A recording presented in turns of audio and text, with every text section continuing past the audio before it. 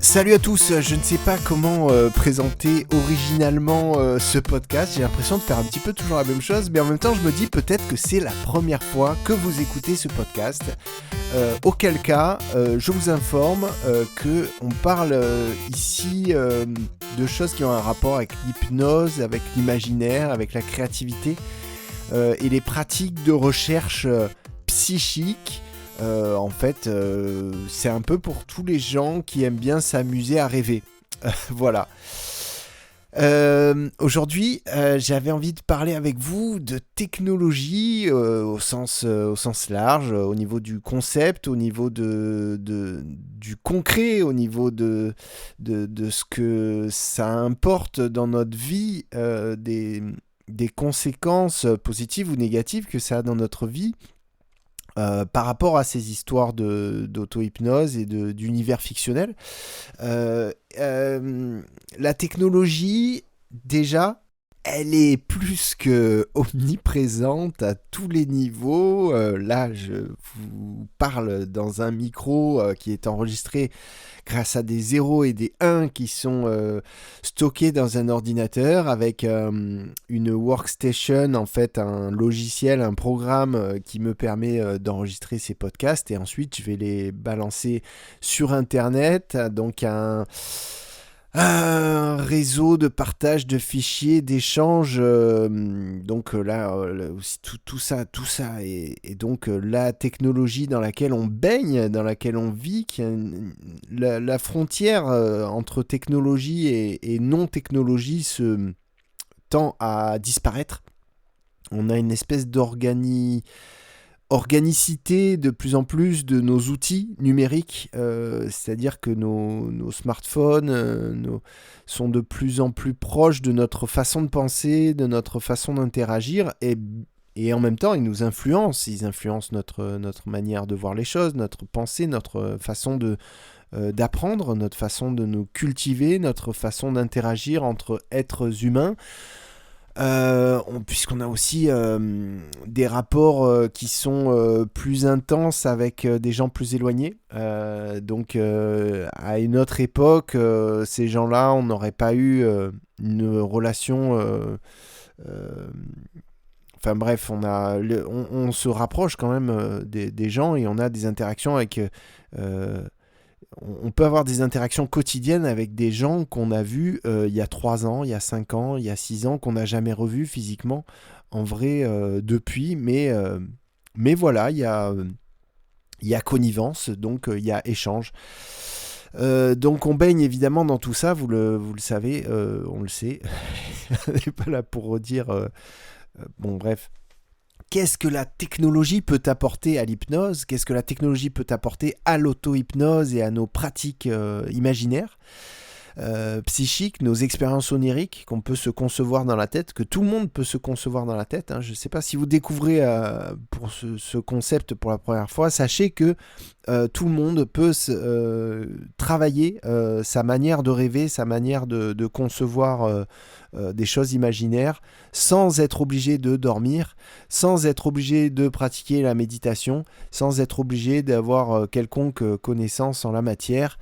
Tout le monde peut le faire, c'est absolument pas dangereux, c'est éminemment ludique et génial. Qu'est-ce que la technologie peut nous apporter par rapport à ça ? J'ai envie de dire tout et rien.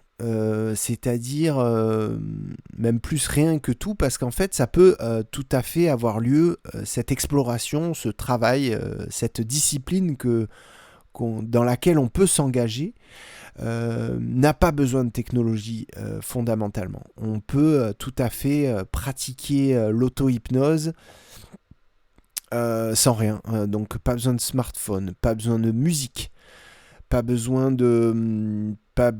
d'ordinateur, pas besoin de connexion internet. On peut vraiment, c'est ça qui est fantastique aussi, c'est que c'est la pratique culturelle la plus écologique qui soit. Franchement, tu peux pas tester le bilan carbone d'un onironaute, il est en dessous de 0. Je sais même pas si on produit pas de l'oxygène quand on fait de l'onironautisme, tellement tellement c'est cool. Euh, Bref, on n'a absolument pas besoin d'aucune technologie particulière pour pratiquer l'auto-hypnose ludique. Par contre, il y a une dimension où la technologie va être très utile et très porteuse. C'est dans la dimension peut-être communautaire ou culturelle de l'hypnose. Dans ce sens où l'hypnose n'a jamais été aussi populaire et partagée que depuis l'avènement de la vidéo sur le web. La vidéo sur Internet a vraiment permis à beaucoup de gens de découvrir l'hypnose, de découvrir ses pratiques, de démystifier. Je pense que l'hypnose avait un aura un petit peu mystérieux et un petit peu maléfique et plein de suspicions avant. Ça, je pense que c'est un petit peu de l'histoire ancienne maintenant. De plus en plus de gens connaissent l'hypnose, y compris l'hypnose de spectacle, euh, ou en tout cas l'hypnose thérapeutique, l'hypnose pour arrêter de fumer, l'hypnose pour changer nos comportements alimentaires, l'hypnose pour guérir de phobies.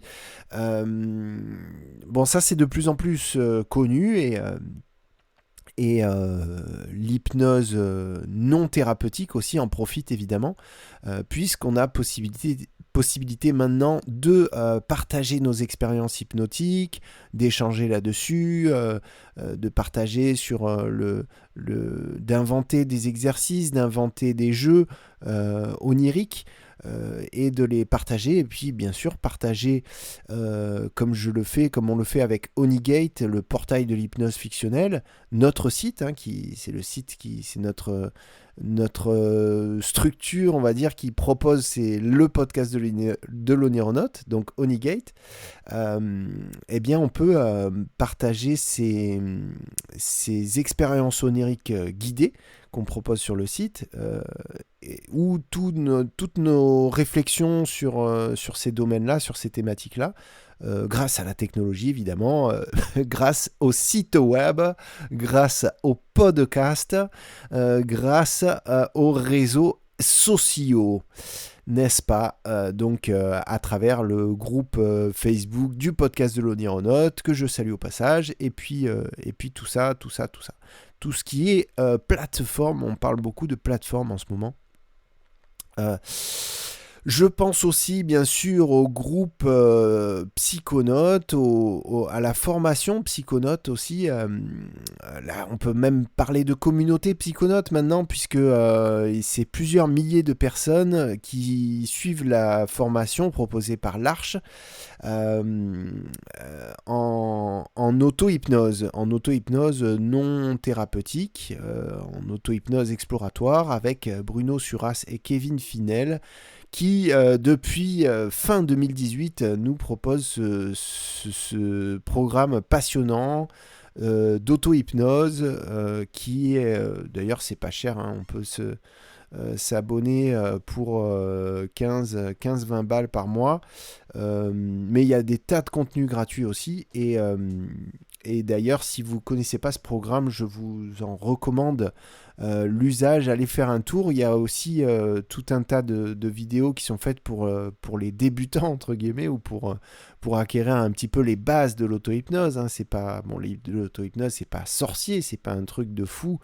Tout le monde peut faire ça, mais il y a quelques bases qui sont sympas à découvrir pour aller plus loin par la suite. Avec cet outil fantastique et merveilleux qu'est l'auto-hypnose.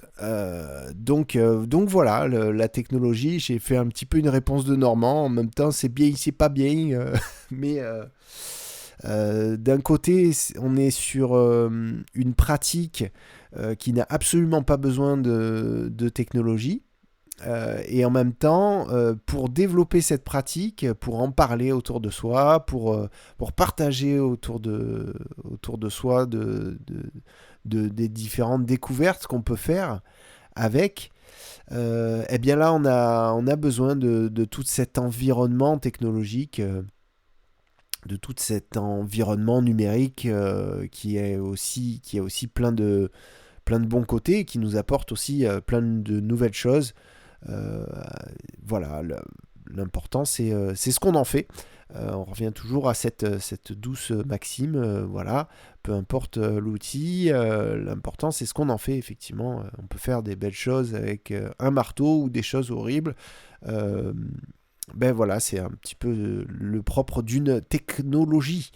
Voilà, j'aurais réussi à finir ce podcast sur une touche de philosophie de comptoir, j'ai envie de dire. Mais c'est pas plus mal. Voilà, donc ben, j'en profite puisque je parle de technologie de l'auto-hypnose.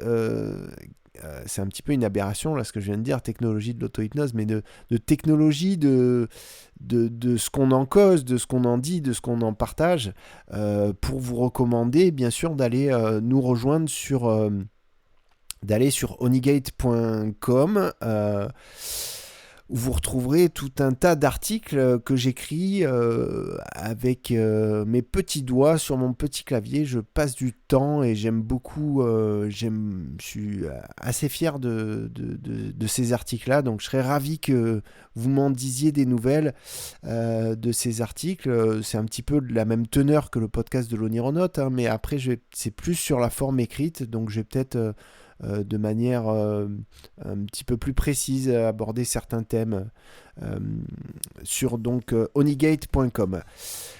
Et puis profitez-en pour vous inscrire à la newsletter, la lettre de l'Onironaute, histoire qu'on reste en contact.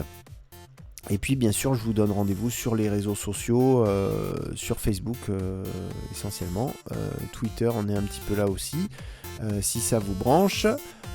Donc bah, je vous dis à tout bientôt. Voilà, c'est tout pour aujourd'hui. Je vous dis à la semaine prochaine, à lundi, si tout va bien, si tout se passe bien dans ce monde d'après. À bientôt.